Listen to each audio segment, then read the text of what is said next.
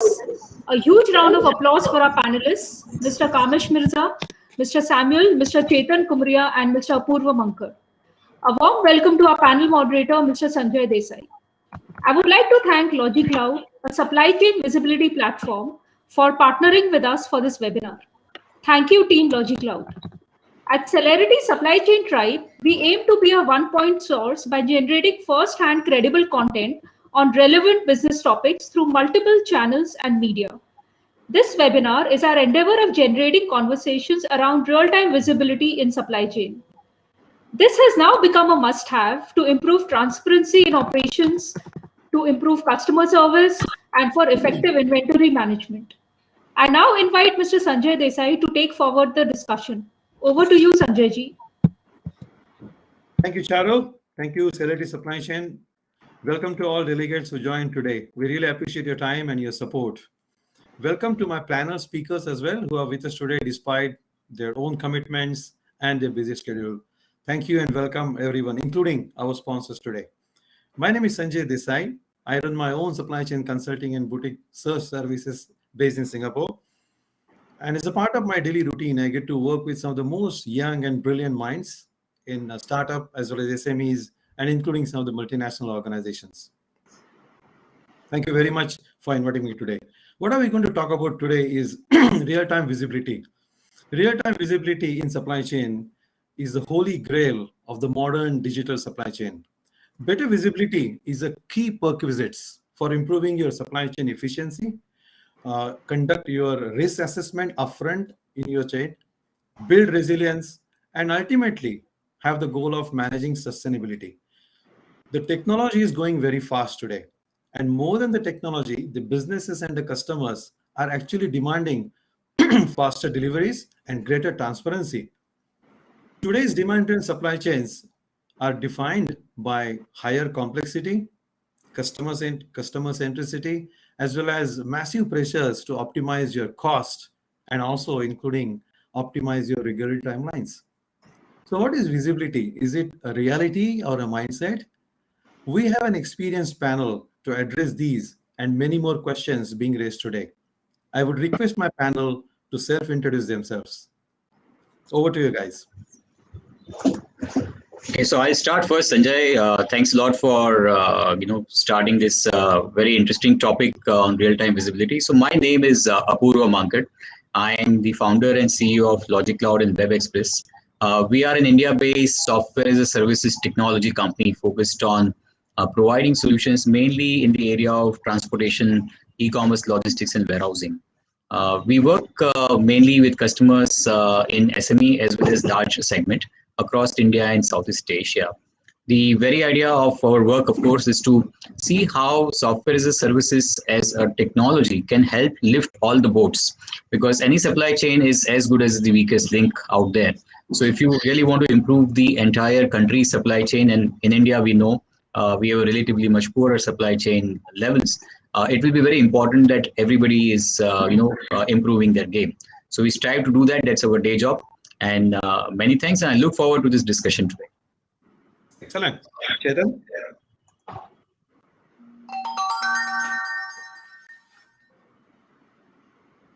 So good evening, everybody. Thank you, Celerity. Thank you, Sanjay, for inviting me to this amazing discussion on visibility. I am the founder and MD of Excel Supply Chain Solutions.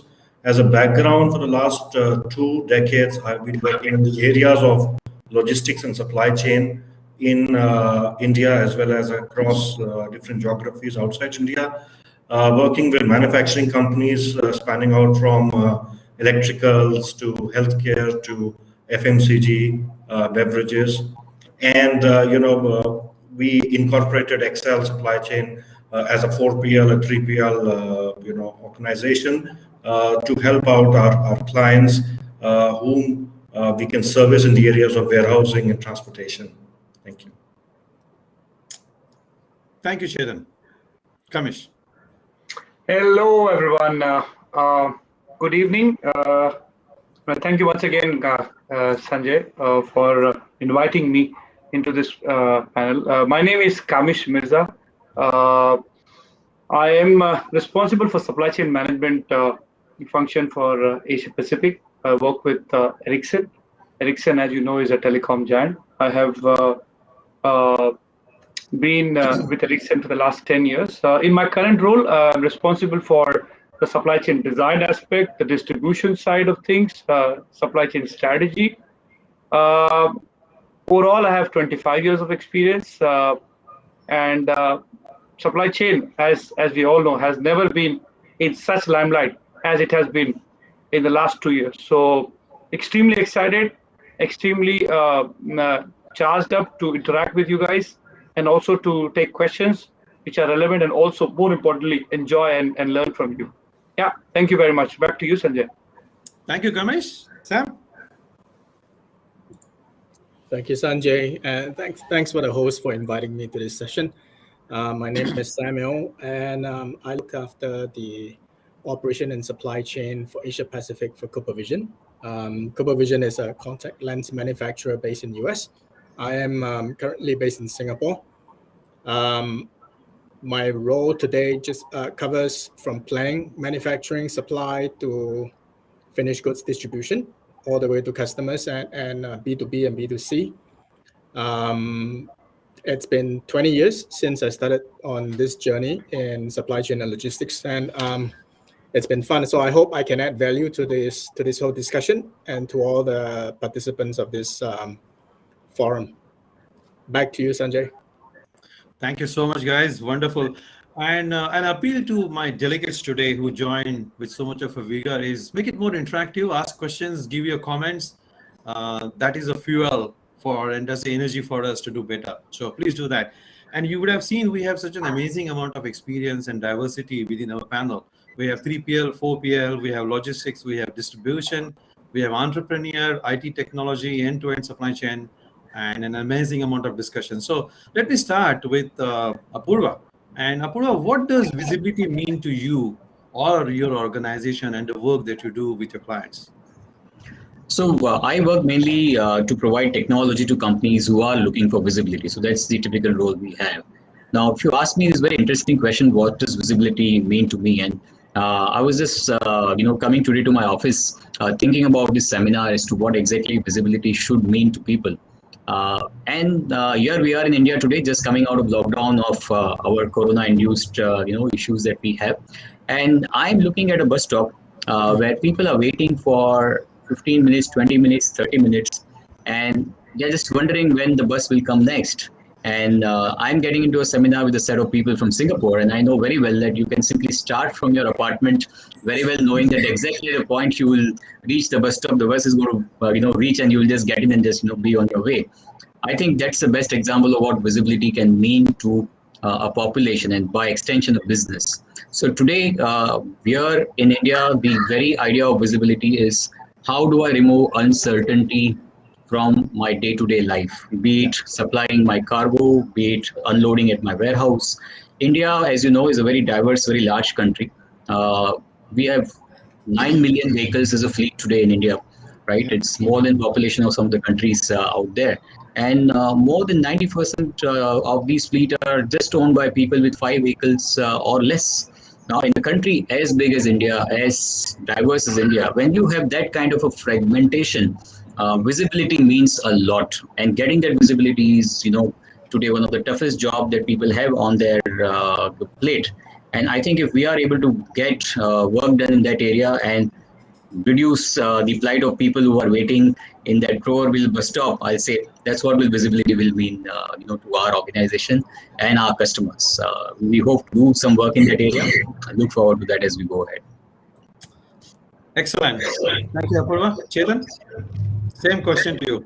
What does visibility mean to you and to the organizations that you work with? So, Sanjay, in one sentence, frankly, visibility to me is equivalent to facts on the ground. That's it. Imagine if you're in a dark room and there are many objects in the room, how will you take decisions to go past those objects and reach to the door if you don't have visibility, if you don't have light? It's like the old saying, shooting in the dark. So similarly, visibility throughout the supply chain can be gained through the data and that is immense amount of data which is being collated every day, and that data to be analyzed can help to help us to make key decisions and help organizations to be agile, competitive, and cost effective. Also, in the eyes, if we look in the eyes of the customer, the real-time visibility really brings more clarity in terms of the service, and it actually bridges the gap between the expectation of the consumer and the delivery, reduces the lead time to service. So if you see most of the recent business models, then this is a very different example that I'm giving, that are on a platform or a marketplace models, which are like Amazon, Flipkarts, or any other Grofers, etc. They are all made on this model of visibility. If you actually see, where they are simply providing the product inventory and delivery visibility to the consumer or the buyer, and the demand of consumer to the sellers. So it's all about providing that visibility from one person to another person. So to us as an organization, it is most critical to embrace visibility in our day-to-day operations, as providing visibility around inventory, the dispatches, the warehouse inventory status, the delivery tracking of the vehicles. All these are key elements of service excellence as a part of 3PL services that we provide. Sanjay, that's my take on it. Excellent, Chetan. Excellent example as well, right? Facts on the ground. Samuel, same question. What does visibility mean to you? And from a manufacturing and shipping perspective, Samuel, for you?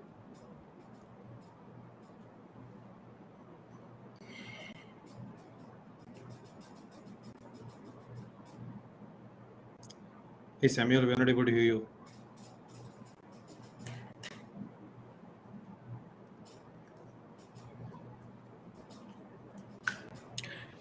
Sorry, I was talking to myself.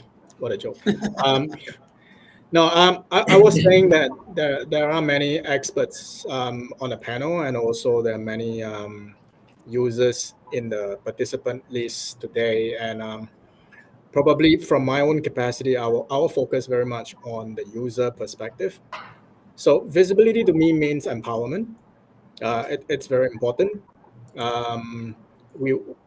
The users of information wants to be empowered to be able to make decision. So visibility from a manufacturing standpoint starts from raw materials, stability, supply, to how soon can the manufacturing itself be able to supply itself to its own customers, and to our service providers, when can they pick things up, when can they put them on a plane or on a vessel, when can the ETAs become ATAs, to the point of tier 2, tier 3 DCs, when can they get things ready to be shipped out to customers, and last but not least, when can our commercial folks be able to promise our customers deliveries, right? So it's a lot about empowerment, a lot about stability, a lot about integrity. So without visibility, I don't think all this is possible. Fantastic. Yep. Empowerment. Kamish. Yeah. Again, I work in a B2B environment, so my comments will be more in context of the industry and the contract we execute. Again, agree with Sam. Visibility for us is one of the most important empowerment or empowering tool or empowerment capability. Now, what visibility does, and the way we look at visibility in the context of Ericsson, is visibility empowers us to get a health check on how well our operational processes are functioning, and it's very important to understand that you need to have a good health check of what is. So visibility empowers us to do that. How are they functioning? How are they intermeshing?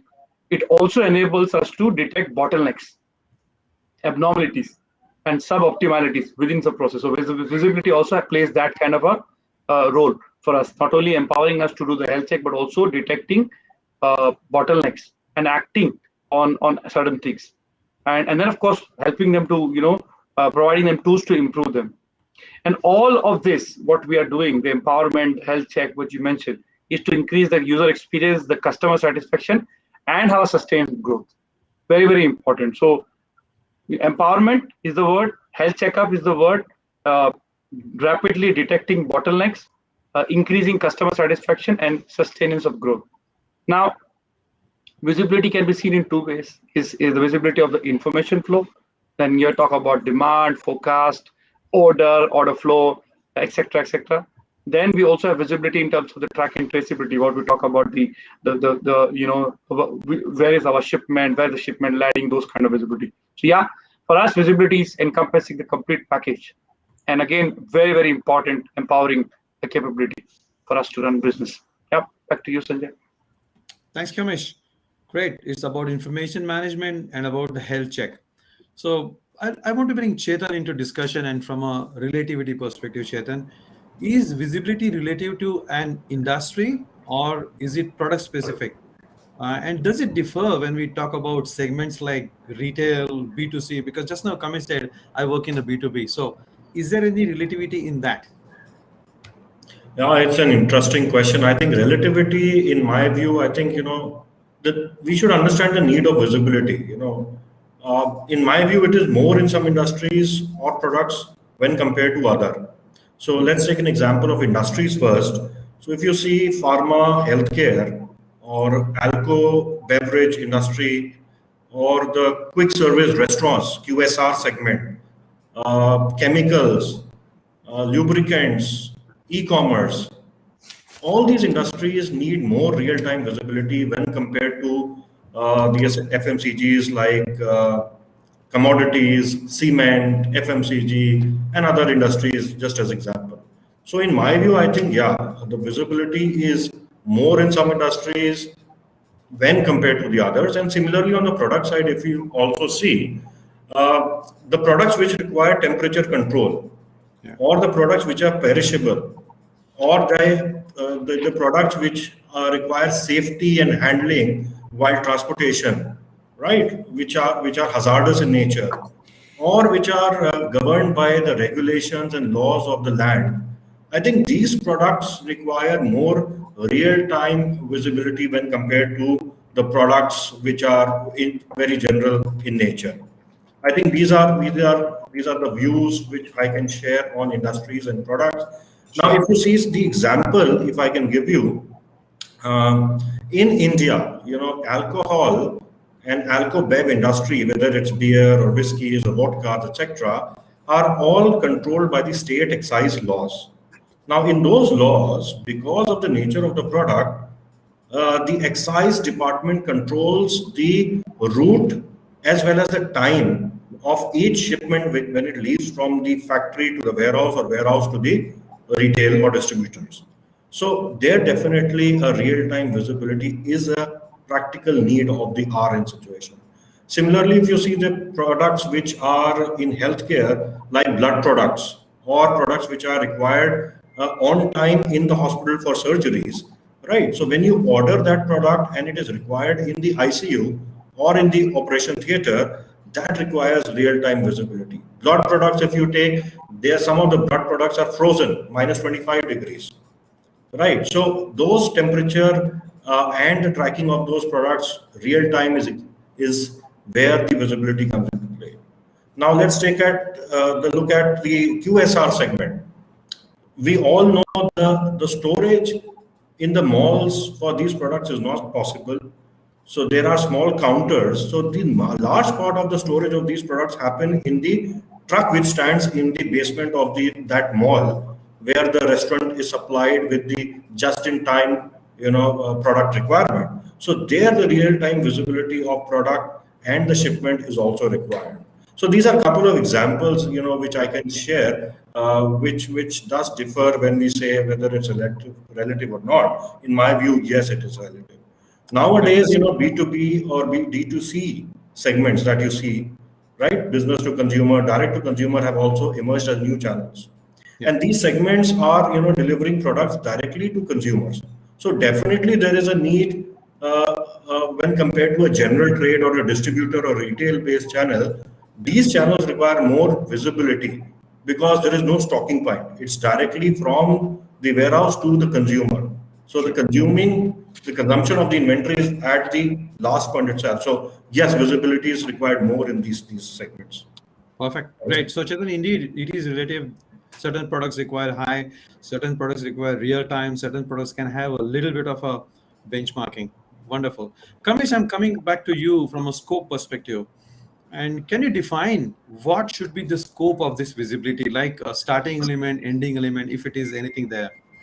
Of course, visibility has to cover, it has to be end-to-end. It can't be a small part of the value chain. The way I explained your first question about what do we understand visibility, it's empowering us to take the complete health checkup of the supply chain. So it has to be end-to-end. It has to start from your first tier or second tier vendors back to your customer at the very least, and include the considerations also of system data and the people communication flows. Very, very important.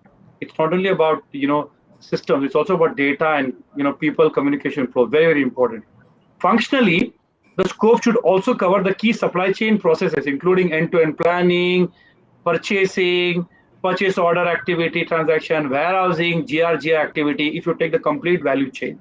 Because most of the times we kind of take the upstream type of supply chain as more, we kind of having more stakeholders looking at the visibility aspect, and then the rest of the value chain is managed in a completely different way. But for me, visibility has to have the complete picture. So that means it has to also look at until to the last mile delivery. So that is basically the scope of it. It has to also look into the visibility of inventory management and distribution management, right? So that basically is basically looking at the complete end-to-end scope, as we say, for visibility in the context of my organization, or the organization which I work with, Sanjay. Yeah. Perfect. So and Kamish, I want you to stay there. There is a question came up from our delegates, and this is a fine question. What are some of the indicators you could be lacking the right levels of visibility in your transportation network? Would you like to take this, Kamish? Yes, I will take that. I think, there are two ways to look at it. One is the software aspect of it, where you talk about willingness to share, ability to have one source of truth, and those kind of aspects, right? And then my data point is right, your data point is not right. That is how it could be the more software aspect. The technology aspect, which is very important to understand when you're talking and building an end-to-end visibility, is we have got too many systems. So when you look at a value chain, you have got a supplier and second tier supplier and third tier supplier, and then he has information in his own little pocket, in his own systems. How do we have a common semantics towards all this from a visibility standpoint? This is one of the barriers. This becomes a barrier for having a one source of truth real time. Okay. Secondly, differentially formatted and unstructured data. So sometimes when you talk about technology, you also have a lot of unstructured data. So how do we process it and make it as very simple? When you look at an app and say you chase for a product which needs to be shipped, I don't care as a customer where did my product ship. If I order let's say a product from Amazon, right, then I don't care which supplier or supplier was that. I only need information which is understood from my perspective in the semantic which I understand. So it's very, very important that the value chain is embedded to that logic. Yeah. Non-standard processes. This is the third bit. So we spoke about too many systems. We spoke about differentially structured data points, and then non-standard processes. And of course, then to sum it up, also lack of good IT support or organization priority to achieve the solutions, because that is also important, because it needs a good data layer or data solution to integrate all the data points, which is needed for having a common semantics. Yeah, I hope I answered the question, Sanjay. Yeah, of course. Thanks. And I would like to go back to Samuel again, and we talked about earlier being a mindset, remember? So what are those critical factors, Sam, which impact visibility? I think, Sanjay, you brought up a very good point. The earlier panelists mentioned about or actually quantify a fair bit of what visibility applies to them and what visibility means to them. I hear about information, I hear about timeliness, I hear about sensitivity, and it's true. I think visibility is all about time sensitivity. Visibility means nothing if it is not real time. But that level of sensitivity actually depends on the definition by industry, by circumstance, by user, and also depends on actually how each and everyone's value chain or supply chain is set up, right? So let me bring a very real example that applies to everyone today. Everyone is familiar with how vaccines are moving around today globally. Before the pandemic happened, do we have any difference in terms of how we mean visibility to how vaccines and jabs are moving around? Definitely. Some people might have a little bit more patience in terms of lead time. Some people might have a little bit more flexibility in terms of temperature, in being able to see what they want to see. But during pandemic, when there's a supply crunch, when temperature, for example, means a lot to them, how can they see it? How can they be very precise about it? And how can this information be pushed to them without them asking and validating for it? All these are very real in terms of the impact of visibility. So if I bring it back down to the crux of that, I think time sensitivity and timeliness of the information is very critical. Yeah, perfect. So it's more of the time. Apurva, I have a question coming in from our delegates from Prerna.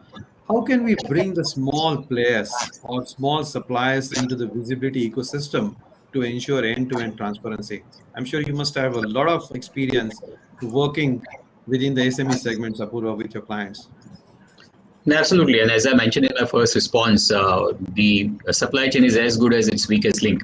And in India, especially in, I'll say world over, the supply chain is consisting of large players and also a large number of small players. And unless you really don't bring the smaller suppliers and smaller players into your visibility ecosystem. So I'll give you an example.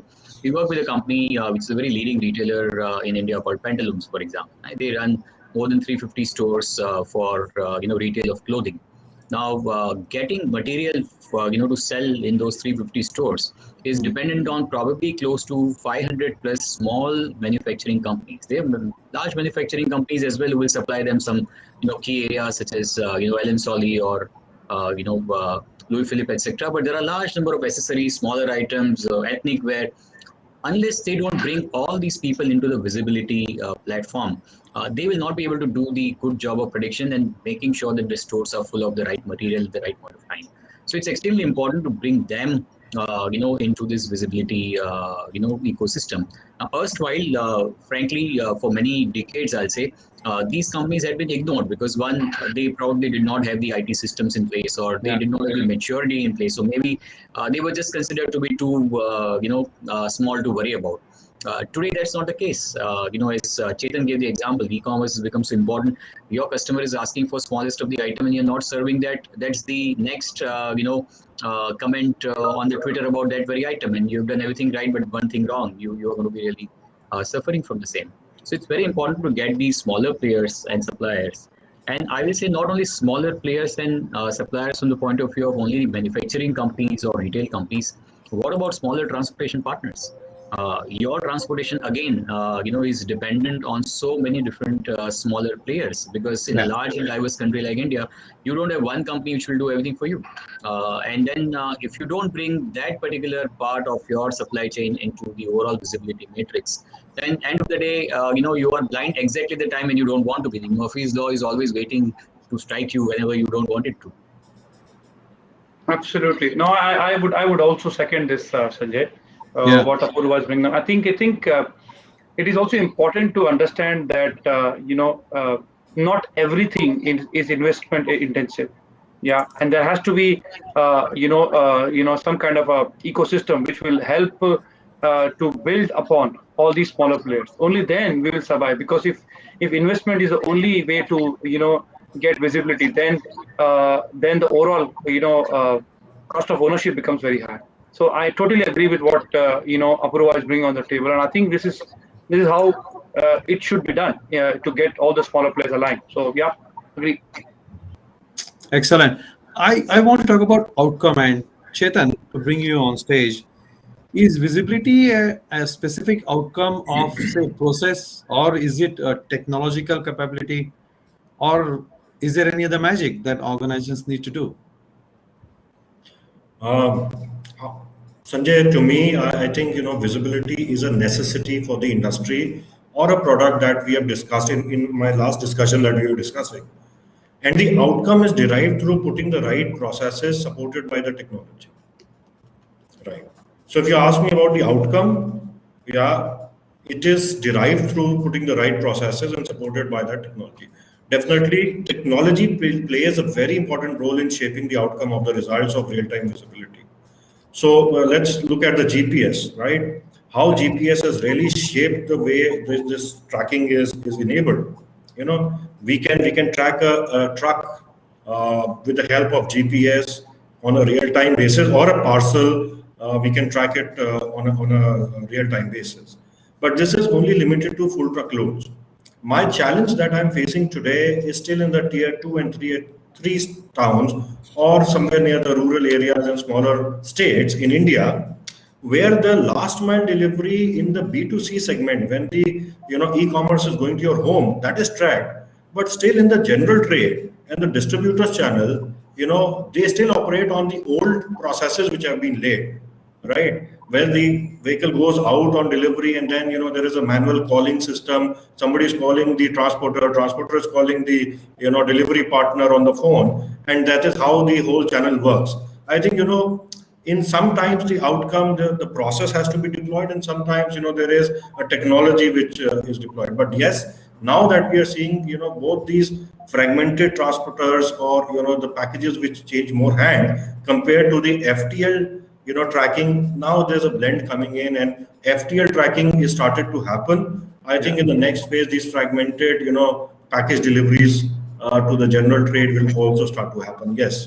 So that's my take on the outcome of this. Fantastic, Chetan. And you talked about technology. So just stay on the screen. There's a question from a LinkedIn user, and thank you very much, whoever is the LinkedIn user who asked this question. How is the technical capability coming along in sync with business demand in India? Right? Any examples where GPS tracking or IoT tracking has been achieved? And you just now actually talked about GPS. So would you like to take this question, Chetan? Of course, if you see, there are a lot of players which have come in now with these technologies where they enable the SIM-based tracking.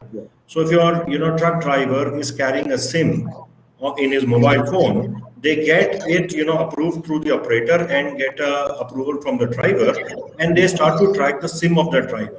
So that enables a real-time truck visibility in the current scenario. The others are that you place a GPS box in the truck and you start to use the GPS tracking of the truck. So sometimes there was resistance from these truck drivers to not to use these things.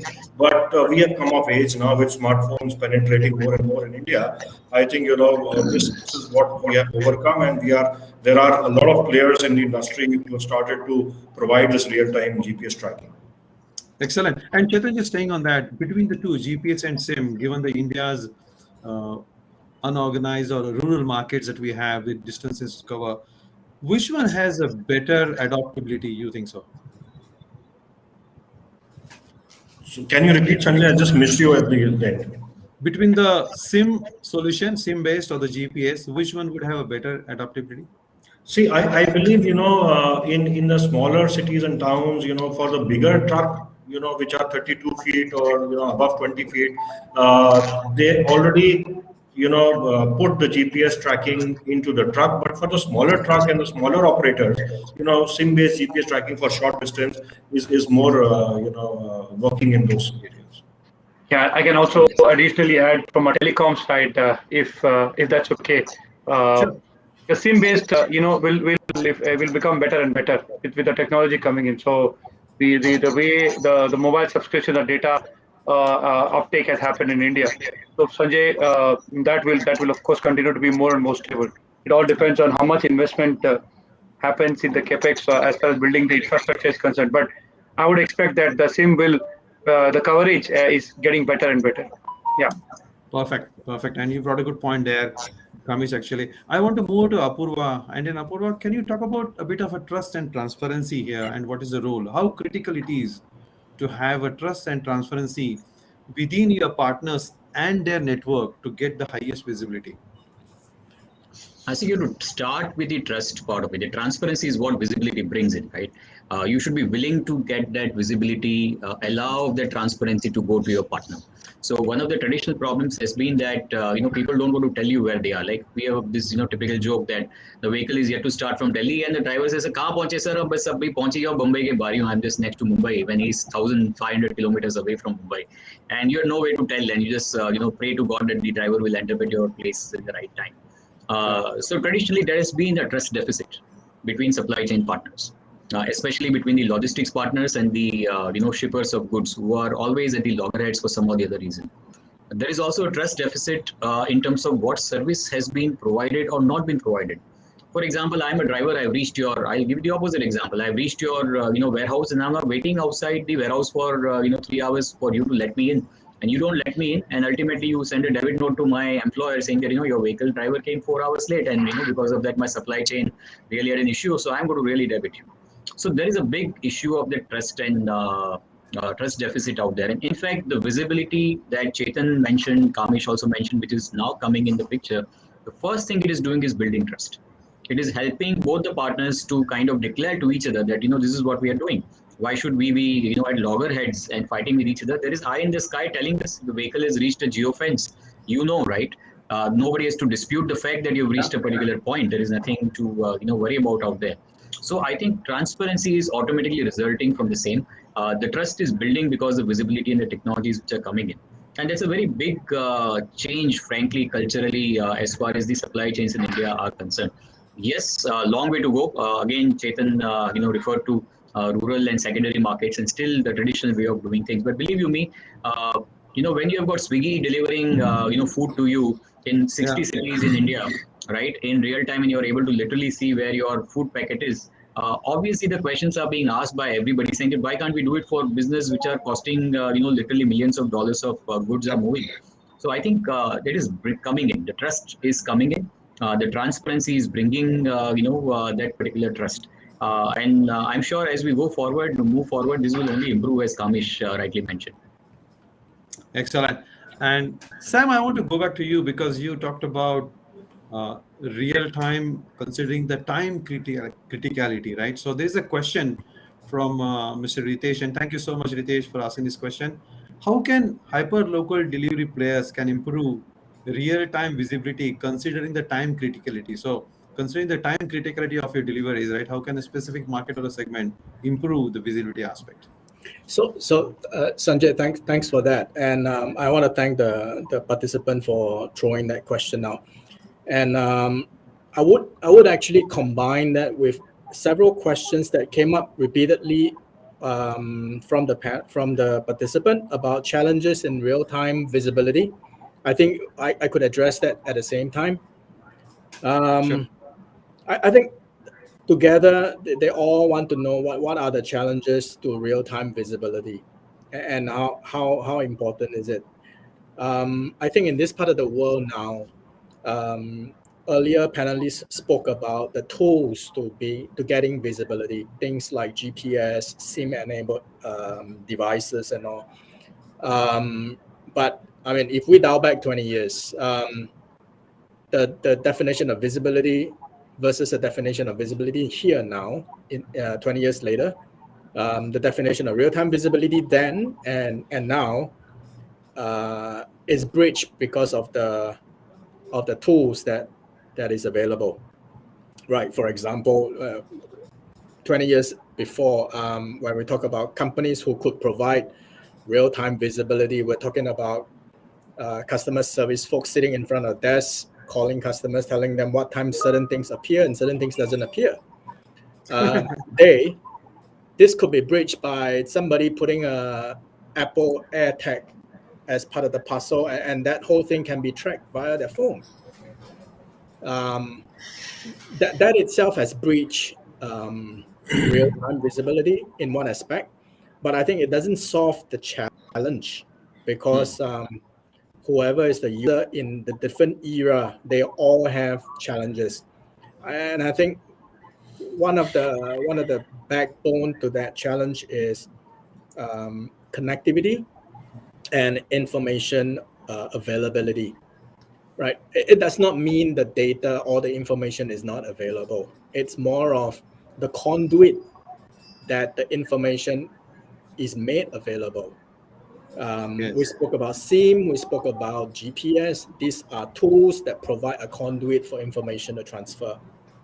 And many a times, information is not available, or these conduits are not available because service providers don't own the asset, right? The users of the platform as well. So if the platform goes down, there is very little way that service providers could provide visibility.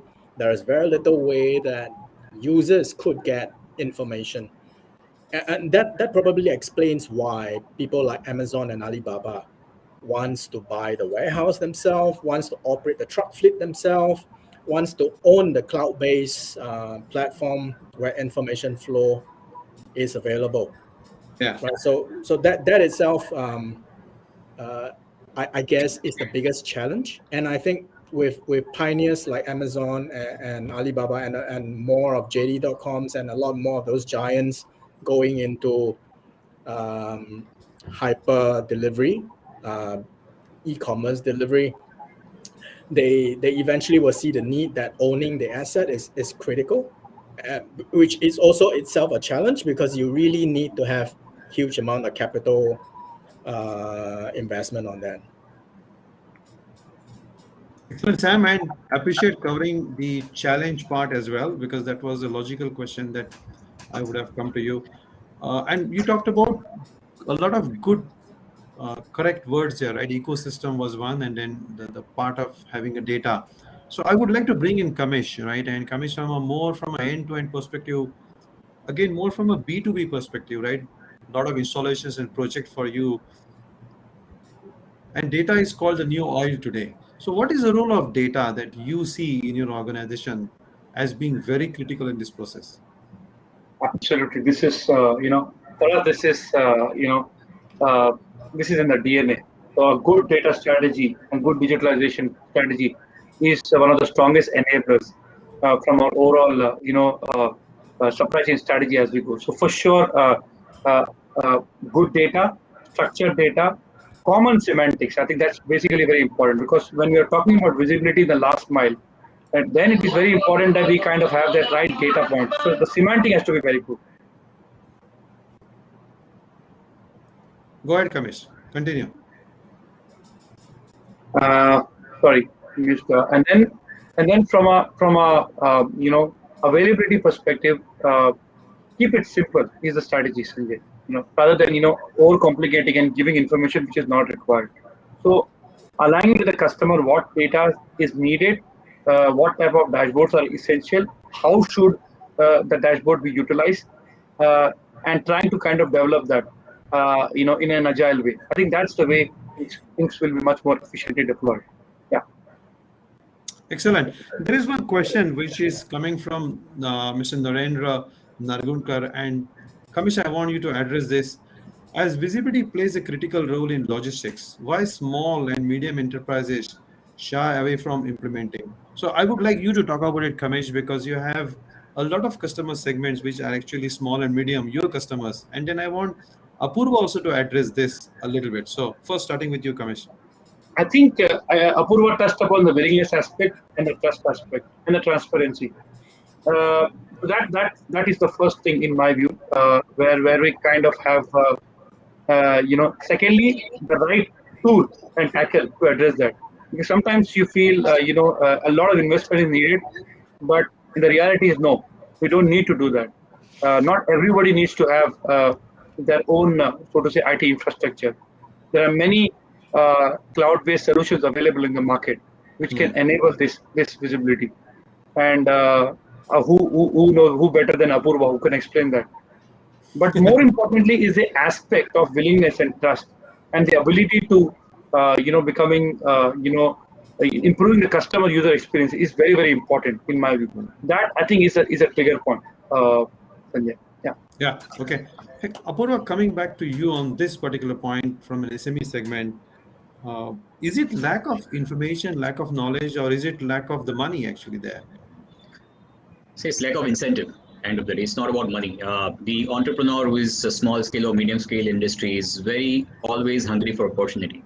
If he sees that doing something will enhance his business competitiveness by some way, he's smart enough to figure it out and also invest, into this. And I always joke that I have seen transportation to be poor in India, but never a transporter who is poor. They always drive Mercedes-Benz somehow. So it's not that they don't have money. It's the question they ask their customers. So what is it for me? I am running 50 trucks for you. You are running a fleet of 5,000 vehicles, for example. If all of us bring visibility, it's your supply chain which is going to benefit in a major way, because it's ultimately your goods which are reaching out and reaching in time. But what am I as a transporter going to get a preferential treatment? Am I going to get more, slightly more premium in my freight? You want me to do everything at the same price, and with my fuel price going up and up, why would I invest this for you? Because I'm not getting any benefit per se. It's also to do with scale. If I'm having a few vehicles, 15, 20, 30 vehicles, kind of I'm in control of my business. I really don't need technology. It would be good to have for me and not a must have for me. So it's also a lack of scale partners. When you have a scale partner, obviously he will have a technology in place because he can't himself do without technology. So these points work on the ground. What is the way out? The question to be asked is this. So we always recommend to our customers, see, end of the day, your inventory is worth 100 times more than the amount of money you pay to the logistics partner in terms of freight or anything else. You must incentivize them. So I give you one example of one of my customers who we worked with many years ago.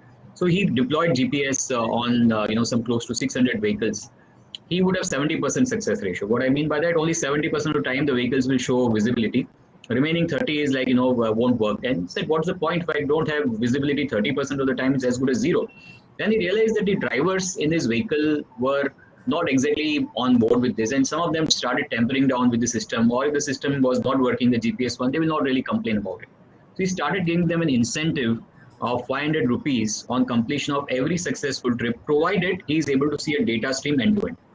He made that very simple interface for his billing guy who is paying to the driver at the end of the journey. Just see if the data is coming from Mumbai to Delhi. Again, I'm taking the example, all the way consistently. Give him 500 rupees cash in his head. The visibility and the GPS compliance jump to 95%. It's always about incentive. Unless you don't really bring your partner, you say it's a partner, right? But what are you doing to make him really a partner? Are you really giving him some benefit? You give him a green channel of payment, for example. That if you have visibility for me, I'll give you faster payment. Your truck will be, not waiting for a longer time. So there are many small things companies can do using the visibility and the data that Kamish mentioned, to really make the smaller guy interested in your overall well-being. Otherwise, he is happy doing his business, surviving somehow. So that's the challenge which needs to be solved, Sanjay. Fantastic, Apurva. So it is, what is it for me, right? It is always about incentive. Stay on there because I have a good question which actually is about incentive from a young person. And he's asking what opportunities a young mind can focus on to be successful in logistics in this digital world. This comes from DMS IIT Delhi. So excellent question, and I think young mind are going to be the key going forward. All of us are on our way out, Sanjay. I think we are around for a few more days and then we'll be gone. Because they bring two things. One, they do not have the baggage of the past. So they are born today, they are looking at the technology of today, and they believe that's the reality and that always has been. There is no legacy. So one thing they bring to the table is simply the lack of luggage by virtue of being young, one. Secondly, the younger generation is way more open to adopting technology on both sides, on the logistics side as well as the logistics user side. And when both of them sit on the table, I think they start their conversation by, okay, what did you order on Swiggy yesterday? What did you use in Zomato for? Okay, which is the latest game that you are having in your mobile? So I think really changes the conversation to a more technology-driven conversation between both the partners. So I think they have a natural advantage if they come in this, very world. What of course they need to be backed with is obviously the right, kind of capital maybe, which is again these days available plentiful. And that's why you're seeing so many Indian startups, so many global startups being run by really young people becoming billion-dollar companies valuation point of view in 1 year, 2 year, 3 year, even 6-8 months of time. So I think today is a golden era starting for them. They will be able to bring some very natural advantage. Even if they are the second generation of the otherwise old fuddy-duddy company, I think they still will bring a lot of fresh blood to the entire conversation. And I think if you start today and start talking to the customers, they will find that there is a lot of reception to people who are ready to work around technology and not just bring assets to the table. You go and say, I've got 500 vehicles, the customer is not interested. He's saying, okay, so what is the technology? What is the API you are bringing to the table? The very fact that you understand the word API is, great enough for somebody like Kamish saying, oh, fantastic, you are onboarded from tomorrow. You know what is API. So I think young guys have a very natural advantage and right time to get into this business, I'll say. Absolutely. And I can also just add, Sanjay, if I may, from a career in a corporate, of course, what Apurva mentioned is for more from an entrepreneur standpoint, which is great, and I fully support people to look into that aspect. But also from a career perspective, a lot of competence shift is happening within the traditional supply chain. To expand to what Apurva said, so all of these new people or the fresh people who join come with a completely new, and they've been born in the internet era. So a lot of what they have studied is already what they can implement in the existing school of thought. What they lack is a little bit of business understanding, but that obviously with the right attitude and aptitude, we can build that. So for sure, there is also huge opportunities also in the corporate side for these millennials. But yeah, as it goes, there is no substitute for hard work. That goes without saying something. Perfect. Let me talk about a bit about localization and more localization in the warehouses and in the second tier and third tier customer requirements. And Sam, from your experience, right, supply chains have evolved in the last 2 decades. We know all they're getting more and more localized. There is a word called actually glocalize, right? Global strategy, but executed locally, so glocalized. What is the impact of this whole change and shift from global to regional to local, and how visibility is going to be either impacted positively or negatively? What's your thought? So this is this whole transition and this whole metamorphosis actually didn't happen just this couple of years with globalization, I would say, right? It actually happened very long ago when we tip off at globalization and people starts to pivot. Let me give an example. I used to Dell Computers used to be my customer, and I used to be responsible for the whole APAC supply chain, right? But how many times actually when Dell is doing business with 3PLs and 4PLs, they actually deal with local companies? They don't. They usually deal with international companies. When they deal with international companies, but they are also mindful that the legs, the tires on the road are actually the local companies. So in actual fact, there is very little difference 20 years ago and 20 years now. The same local guys are the ones who are doing the work in each of the geography. It's just a matter of 20 years ago, the face that the customer is looking at used to be a global company guy, depending on whether it's a Caucasian or whichever ethnicity it came from. Today, it could be somebody local who has evolved, who has got more knowledge, and who is now able to front the whole business, right? And this is one variable. The other variable is there are many global companies and global service providers who has acquired local companies. They have done the reverse engineering when they realize that the competitive advantage is no longer having an international or a global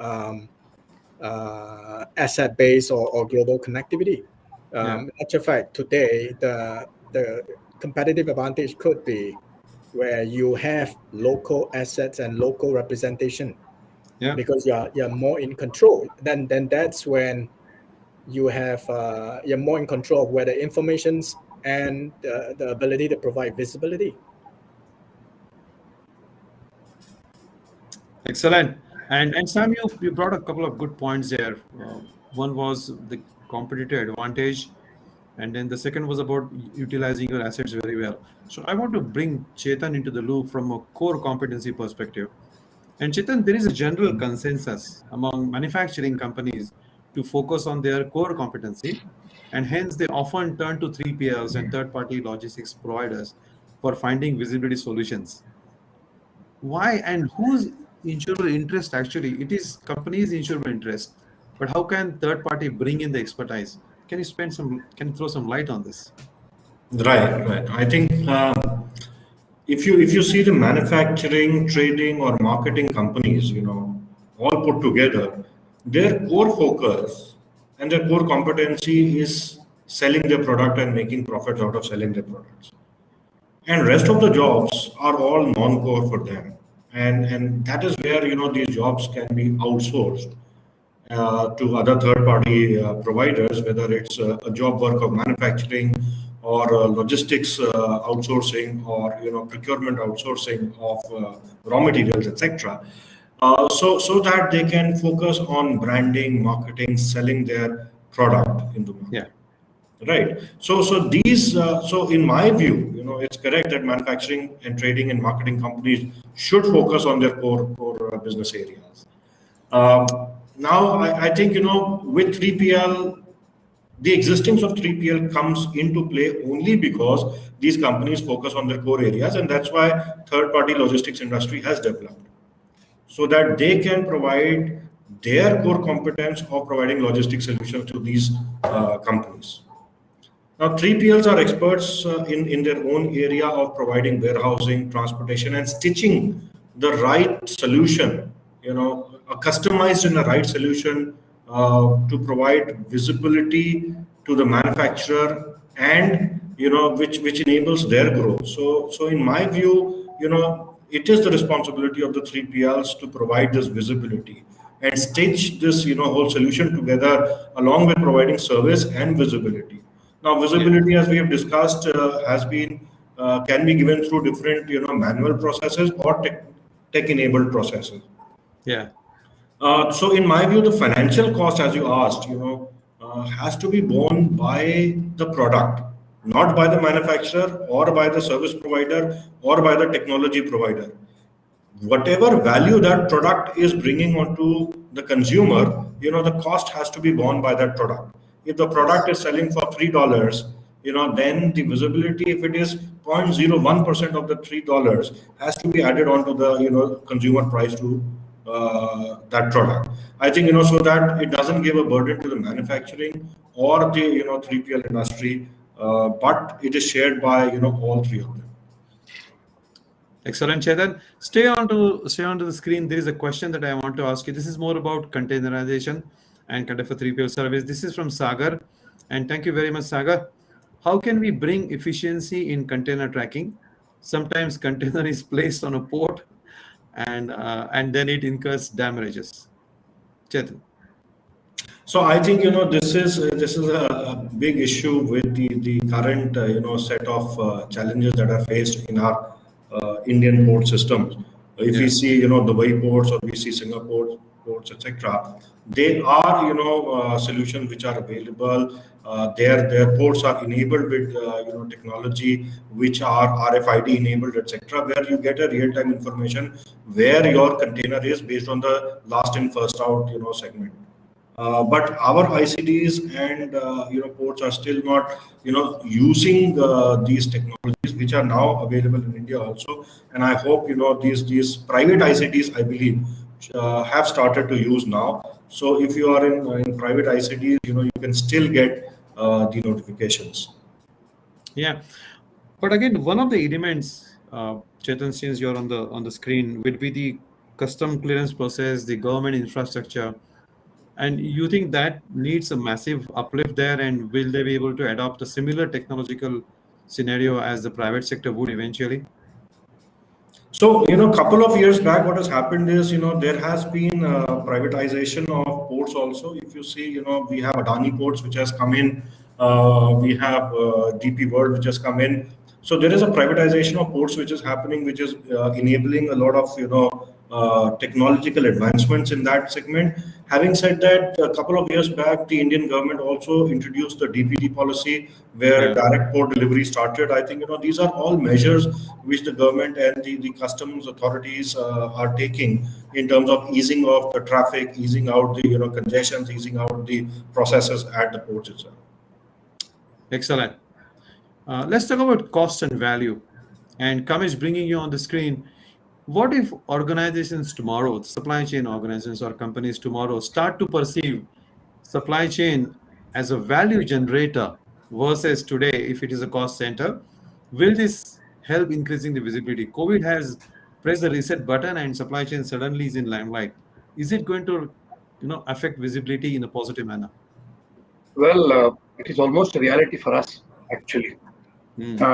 First and foremost, COVID obviously brought the complete new set of limelight to the supply chain function, as we all are experiencing. So supply chain is almost in the spotlight globally and also in the market areas. But for us, supply visibility, automation, digitalization is already a value generator. So we actually are creating revenue streams of supply chain solution towards our end customers, because that's what the business in the B2B, as you know, Sanjay. So supply chain as a service is already being sold as a product, as a part of the network's rollout services. So for sure, this is something which we are already experiencing, and I have a very strong belief that this will continue to become much stronger and stronger. But of course, it all depends on the market also where you are in. In market which is very cost sensitive, the revenue generation and the cost relationship will also always be challenged. There will be a lot of questions around that. But for sure, in the last 2 years, supply has taken a completely new dimension, and it is now very well at the CXO level in the organization. So for sure, I feel, and the other enablers which has caused this to happen is the digitalization within the supply chain. So a lot of people have realized that digitalization is not a nice thing to have, but it's a mandate. It's something which they are driving. So all the leading companies are doing that, which obviously is creating a huge value proposition in front of the customers. So to your question, Sanjay, for sure we are already in that journey, and I feel in the times to come we will be selling supply as a service, as you say. Yeah. Excellent, Kamish. You brought a couple of good points. One was supply chain as a service, which is a different thought process, right? We have software, we have device as a service, we have software as a service, but supply chain as a service is something heard very well to be executed. There's a good question from Sundi Iyer, and this is about technology. And I want you, Kamish, to be on the screen again, because you just now touched about the cost and then the technology involved in it. What role do you see advanced technologies such as AI and ML, machine learning and analytics, right, to improve supply chain responsiveness and agility for operations? What do you think, sir? Absolutely. I mean, two things. Thanks for a good question, Sanjay. This technology is something which are currently being used to build digital capabilities. And depending upon which use cases you deal in the supply chain, the impact will be visualized. We talk about using machine learning in the area of forecasting processes. We are already seeing huge benefits and impact. It also depends on the industry where you are in, right? Because a lot of these kind of questions on machine learning and which function or which value chain within supply you put this technology will define or determine this the impact. The other thing is also about to be mindful of technology also, because there is also something called as a hype cycle, or the Gartner's hype cycle, wherein we hear a lot of new technology coming in, but sometimes it needs to be also there's a proper due diligence needed of which technology is applicable for which processes.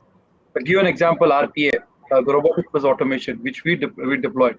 Not all the processes needs to be automated, right? The processes needs to be streamlined first. You can't automate an inefficient process. You get my point? You can't automate. You shouldn't automate an inefficient process. But sometimes it's important to invest in technology to learn. So it's always this kind of a aspect which organizations are going through, that there is a little bit of a hype around technologies, but my recommendation is there has to be a proper due diligence vis-a-vis the processes we are going to automate. And to answer your question, what role they feel, I think time has already come in the area of supply chain that these technologies will be embedded. And 5 years down the line, we will be definitely talking about this as a part of our day-to-day life, and a new digital ecosystem will emerge out of that. For sure, that is going to happen. Yeah. Thank you, Kamish. Excellent. Let's talk about the how-to part of it, Apurva, and then as we say, the rubber meets the road. What are the best ways to achieve supply chain visibility, and how much of use of technology is there? Because that seems to be the buzzword today, Apurva, use of technology. So I just wanted to combine these for you. Yeah, absolutely, Sanjay. I think Kamish hit it on the nail. I hit it absolutely on the head that I represent in this panel the technology world, and we love to hype things up. I mean that gives us our returns and our salaries and our standing in the market.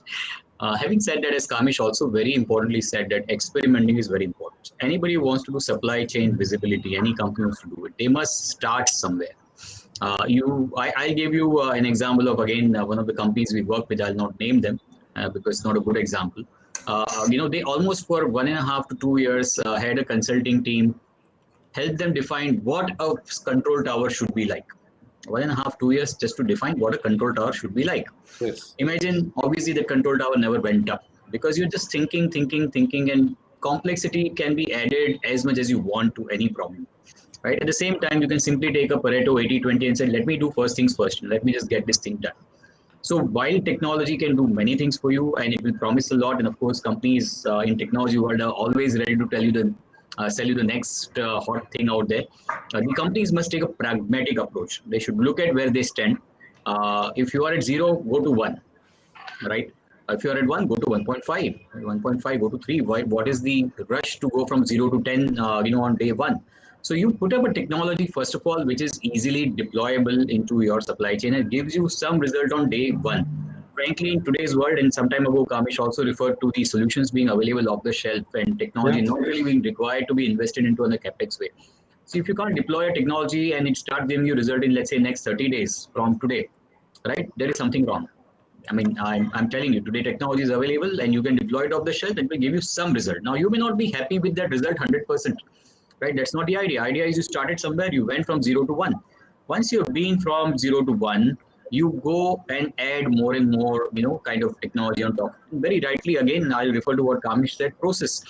See, we talk about visibility, we talk about, these sensors available, IoT available, the data available. End of the day, do always remember that, if you're going to have too many bells ringing around you, you will go deaf. You will not be able to listen to any bell, even though all these are alarm bells. So you also need to have a process in place to kind of take out what is most important for you at a given point of time and solve that particular problem. Is my vehicle not reaching in time? Is my problem number 1 is that? Is my loading of the vehicle is the biggest problem, that is just not loading in time? Is my biggest problem is that the driver is not meeting the vehicle? What is your problem number 1, 2, 3, 4? You put technology to solve that particular problem. Is your vehicle driver is the biggest problem for you, then you kind of have a solution, for that first.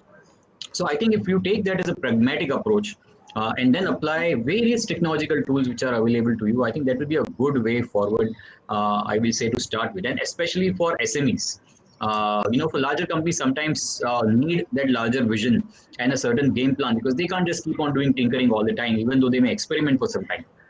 But many of the companies can, I'll say, fall in the category of something they can do today and tomorrow. But many a times they fall in the trap of doing the big thing and, frankly, end up going nowhere. So that will be the approach, will be very useful to all. Yeah. Apurva, stay there. I want to pick one word, is experimenting in supply chain. And I can tell you, given the delivery pressures that people have, right, professionals have, given the cost pressures that professionals have, how logical and practical it is, and which area you would experiment if you have to do it? So I'm a technology guy. I don't run a supply chain, so I should always be a bit cautious before advising people like you in how to experiment with the supply chain.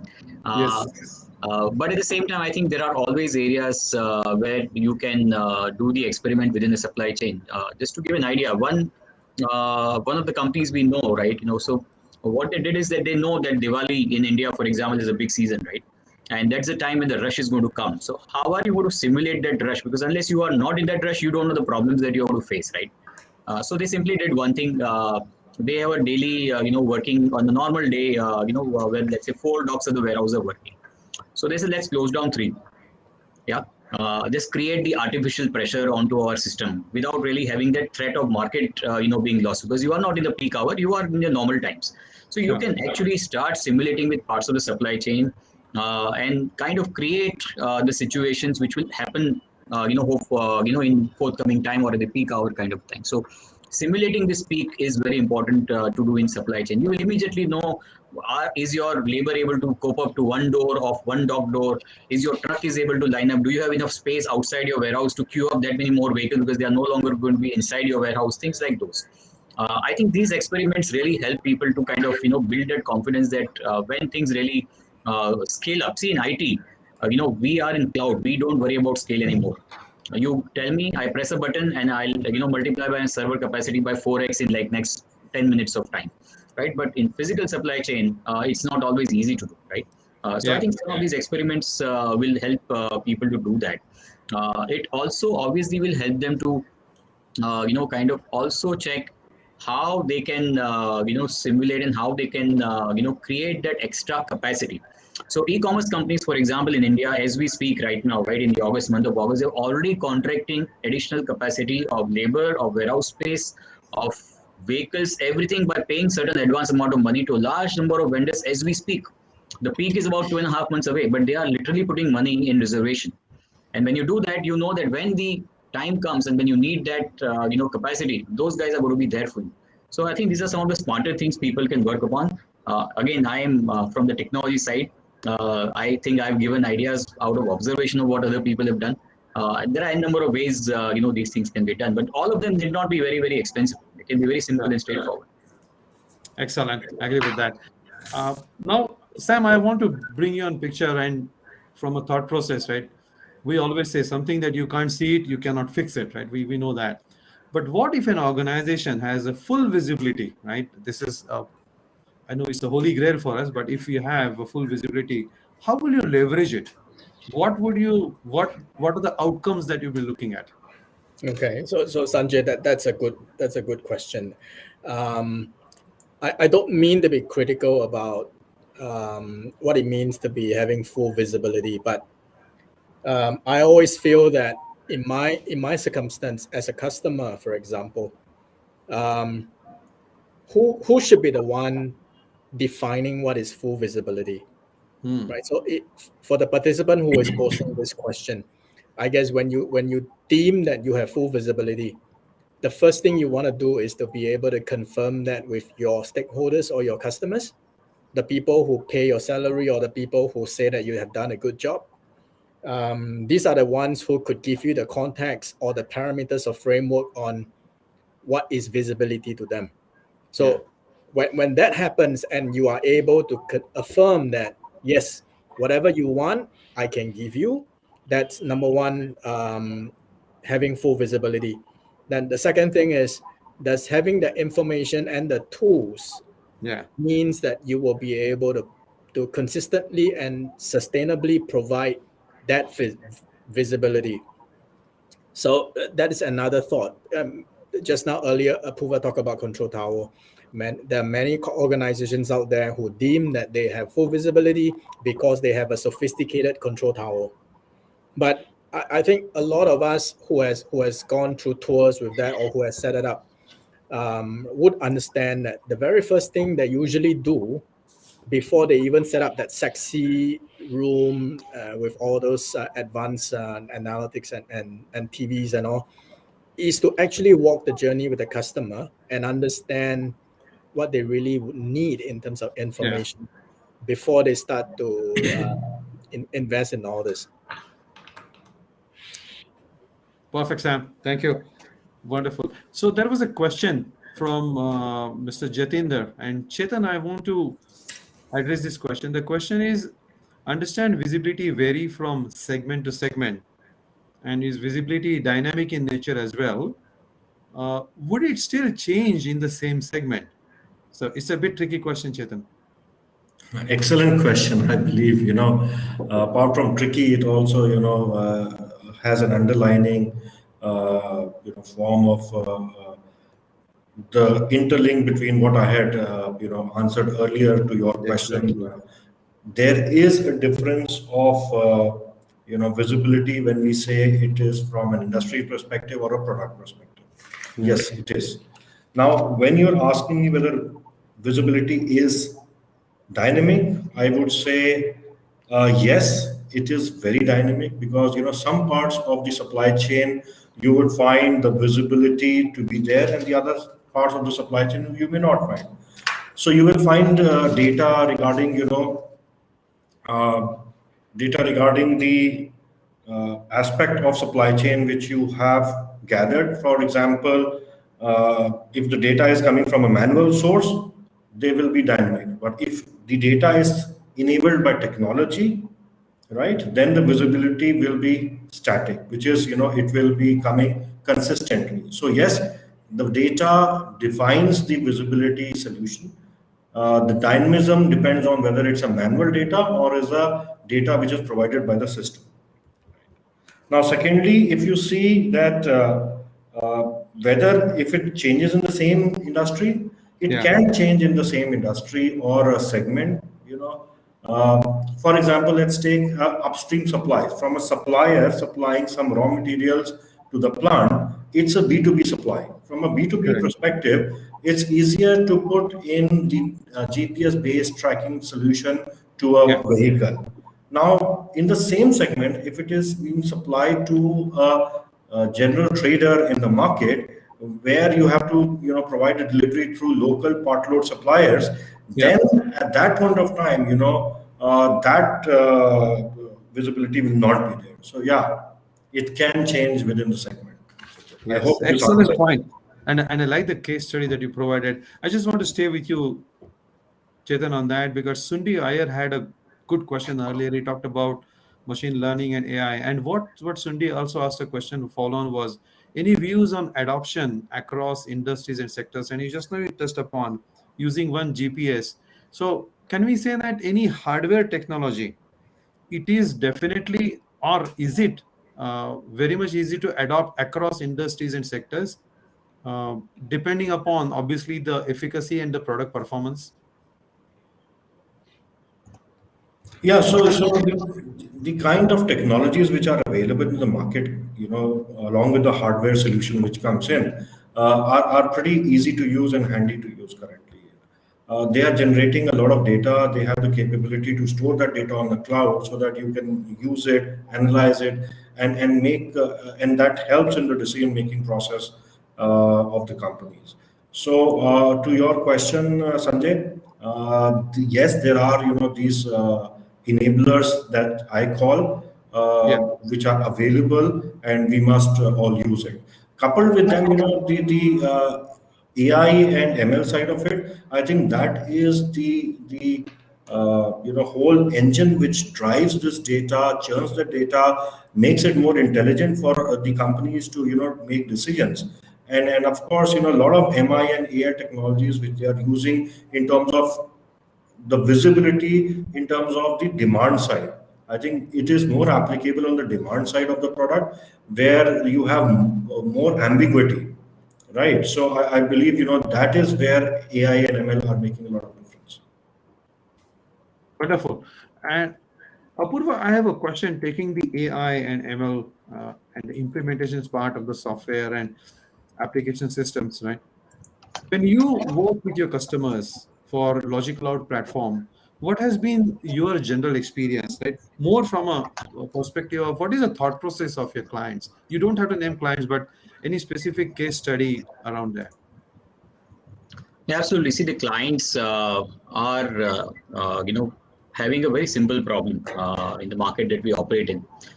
Clients are big, logistics companies are small, and the supply chain is very deep.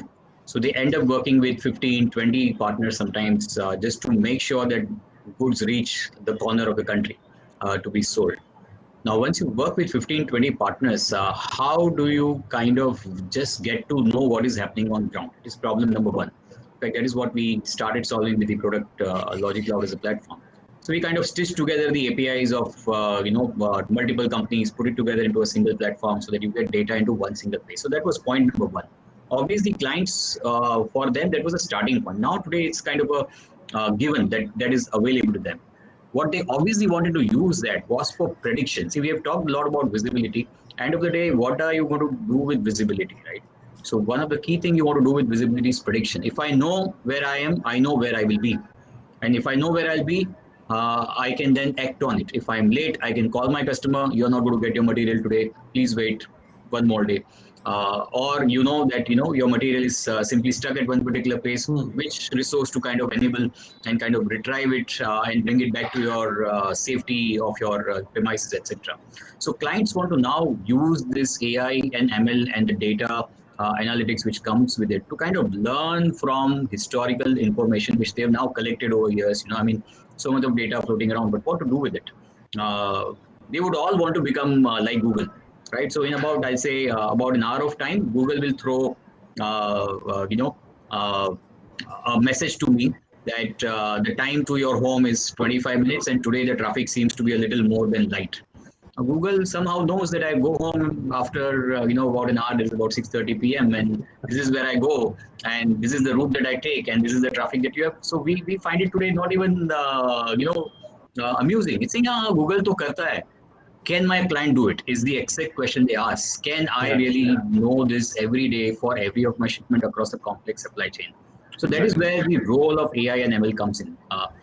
Companies like Google probably have, obviously achieved the nirvana some time ago. But there are so many other models which are still living on ground trying to, reach Mount Kailasha. And that is where companies like us are trying to help them to do it. It's not easy. Let me right away say that it is not straightforward, even for a Google. Let me assure you, we work Google a lot for predicting, the delivery time. Let's say from again Mumbai to Delhi, my favorite example, and it goes wrong because it takes a totally different route, and my trucks are taking a totally different route, and they can't predict the monsoon, and they can't predict the stop put by police at some point of time, a bridge which is broken suddenly, and so many uncertainties which happen out there. But which is what clients would like to kind of know. I think journey has been started. It will take its own time. Tools are available. Intent is available. We will get there. Someday we'll meet, Google on its way. Sure. Apurva, last quick question on that, since it's about technology and you spoke a bit on AI and ML as well. Every time when I hear these two words, AI, ML, or RPA, I just feel that these are widely used today and easily also. Are we not really having kind of a, what about the infrastructure, right? What about the base infrastructure? Are we trying to fix a golden chariot on a dead horse or something like that when we talk about technology so much? No, absolutely not. In fact, I will say that AI, ML are there to take care of the discrepancies that we will always have in the infrastructure. They are physical as well as data infrastructure. And all these years, IT people struggled with the problem that I don't have perfect data. You ask anybody who is doing a BI dashboard, like Kamish will tell you, the dashboard will always give you something which is funny. You say, what, this dashboard is so stupid. Somebody who is that, TCS guy, Infosys guy who made it, let me call him, what exactly is going.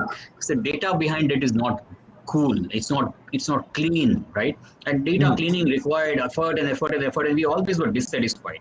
Sure. AI and ML are coming in as those small, robots who are sitting on top of data doing the cleaning part of it. So it's a misnomer that AI and ML are, the sexiest part of the technology is a small one. Almost 70-80% of AI ML is cleaning up the data. The tools which are available today from people like Google, Amazon, Microsoft, etc., they do a lot of that work for you, of cleaning up of the data and making it ready for you to make sense of it. So I will say that if you use rightly, and you are very right, there is definitely a lot of, I'll say, loose use around the word of AI and ML and many of the technology today. But I think over time it will settle in. And as people learn about it, people know how to use it. I think we will use them as good friends to kind of sort out the discrepancies that we otherwise always have in supply chains. Excellent, Apurva. Wonderful. And we are almost coming close. So I would like to close today. Thank you very much, all my panels, for answering all these questions, as well as for delegates for being so live and active. We love all these questions. Thank you. And over to you, Charu. Thank you very much.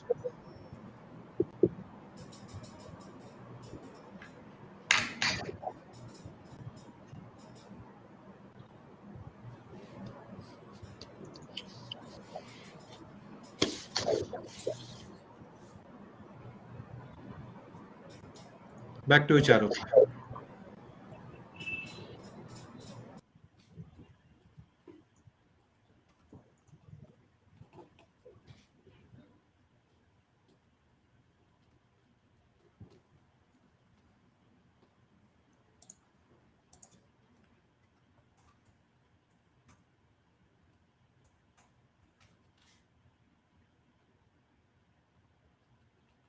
Charu, we can't see you.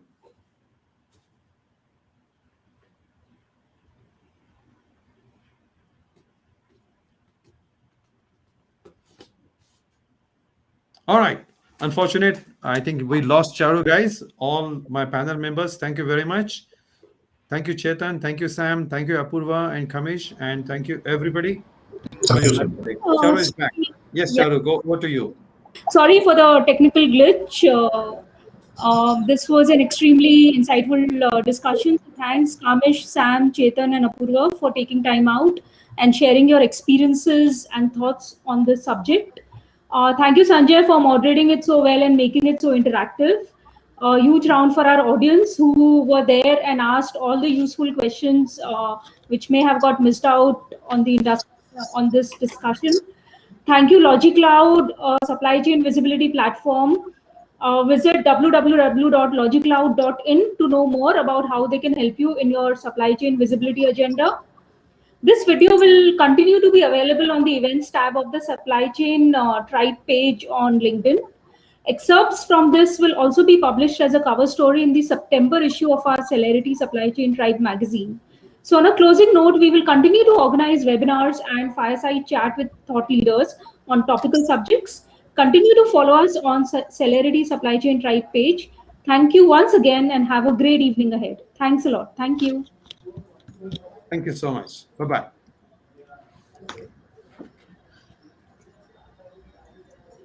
It's a long.